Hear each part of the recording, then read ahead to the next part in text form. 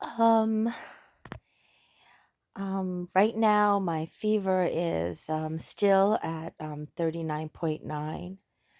It seems like with cold medication and Tylenol is not sufficient. When I take it, my fever does come down a little bit in about 38.3 or 38.5, but really shortly after, um, my fever goes up again. I've been sleeping pretty much the whole day. Um, I have like loss of appetite, but the medication is strong, so I try to have a spoonful of something and then I take the medication, and then I head back to sleep. I think what I'm going through is different than the flu, and I think that it's really different for everyone. Um, some people just go through it like without any problems. Some people have very high fevers. Some people have sore throat. Some people need to be hospitalized. So far, it's just a pain that's unbearable, but we are all doing fine. My son, he had no symptoms, but he tested positive today. Um, he said he's doing perfectly fine. He didn't want to rest. However, it started to hit him around 6 o'clock. He started getting a sore throat. He started getting very like tired. Uh, Mucus started to build up. He said that his head hurt a lot. Um, my son too is unvaccinated. Actually, we're all unvaccinated. Um, I think it's a personal preference and a personal choice for everyone, whether they get vaccinated or not. Um, we have been vaccinated with everything else that we needed to do ever since they were little. Likewise for myself. Uh, but we have underlying medical conditions. My daughter it doesn't, but my son and myself, we do. We are very sensitive and we have allergic reaction. For example, my son had the flu shot 2.5 years ago. Uh, the next day, I think it was the next day. Yes. I think it was the next day, or no, I think it was the next day because I wouldn't have gotten the flu shot in the morning and taken him to school. However, he had the flu shot. I had important work to do that day, so my son and my daughter went to school. Uh, he had a severe headache. He passed out. He started getting fever, and he called me. And I told him to wait until my work was finished. And he called me again. He said, "Please, can you come? Because it feels like literally, I don't know what death is, but I think I'm going to die." He, he was in a very bad state. Um, I came and picked him up. I took him to the hospital, and he was hospitalized that day. So, you know, there's a lot of reasons because why we didn't get vaccinated. Number one, there's not a lot of transparency in the vaccination, so and he has a lot of allergic reactions, so we decided not to do that for him.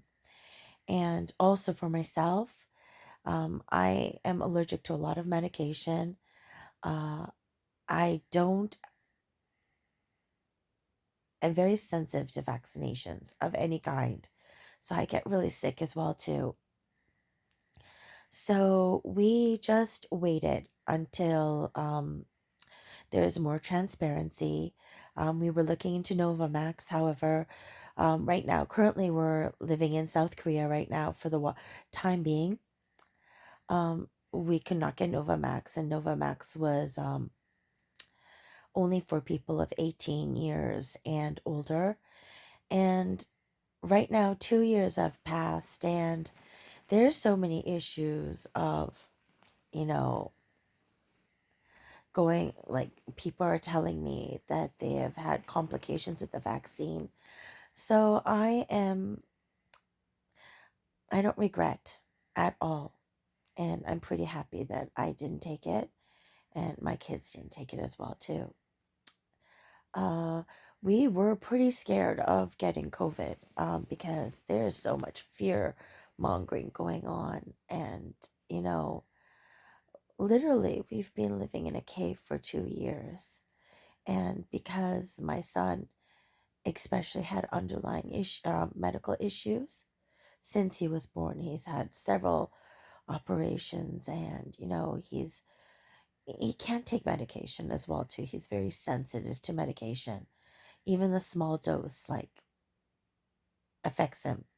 So, and also right now, all around the world, and even in South Korea, it is impossible to go to emergency. Several hours you have to wait. There's not enough wards, so, you know, we were quite worried, considering that he has medical conditions. So we were worried that if he got COVID and he got really sick, that he would not be able to go to any hospital. There's like a lot of cases like that now going on. A child was really sick and she had to be transported, like she was moved around in the ambulance. They were like calling this hospital and that hospital. And I think they had to go to like more than 6 or 7 places. It's ridiculous of what's going on right now. But that's the current situation.